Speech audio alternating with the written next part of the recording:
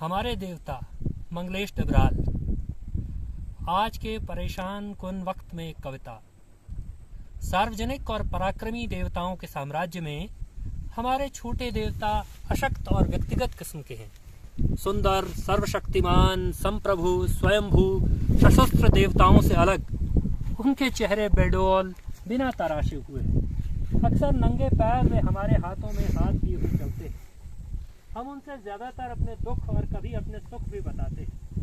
उनके पास रहने के लिए बड़े तो क्या, छोटे मंदिर भी नहीं। वे घर से बाहर कम जाते, ज़्यादातर हमारे भीतर रहते हैं। या कभी कभी उनका सफ़र कुछ दूर दो पत्थरों को जोड़कर बनाए गए ठिकानों तक होता। यहाँ नीम उजाले में वो मुश्किल से पहचाने जाते। हमारे देवता ताकतवर देवताओं से घबराए हुए और चुप्पे हैं।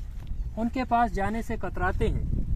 उनके लिए उन जगमग मंदिरों में कोई जगह नहीं जहाँ ढोल नगाड़े बजते हैं, अनुष्ठान, तुमुल, कोलाहल होता है, आह्वान, ध्यान, स्तुतियाँ, घंटियाँ, घड़ियाल, बलियाँ, मंत्रोच्चार, ब्रह्माओं, विष्णुओं, वामनों, इंद्रों के समय में हमारे व्यक्तिगत देवता किसी बुद्ध की तरह आत्म में लीन रहते हैं। दुर्गाओं, कालियों, अष्टभुजाओं, सिंहारूढ़ों, खड़ग खप्पर धारिणियों के सामने हमारी देवियां भी पुरानी साड़ियां पहने हुए स्त्रियां हैं, बहुत सी अचिन्हित बीमारियों से पीड़ित, जो जमीन पर बैठे अपने पैरों या हाथों के नाखून कुरेदती दिखती हैं।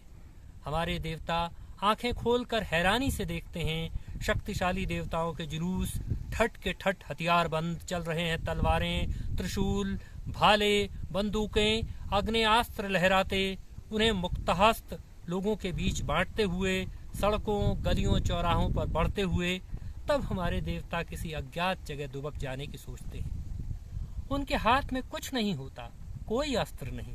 हद से हद वे जमीन से कुछ पत्थर उठा सकते हैं, लेकिन वे उन्हें फेंकने में भी संकोच करते हैं। सार्वजनिक देवता जब रात को सुख शैयाओं पर सो जाते हैं, हमारे देवता अपनी विकलता में जागते रहते हैं। भीमकाय सायों से घिरे हुए वे अपनी तकलीफ किसी को बता नहीं पाते।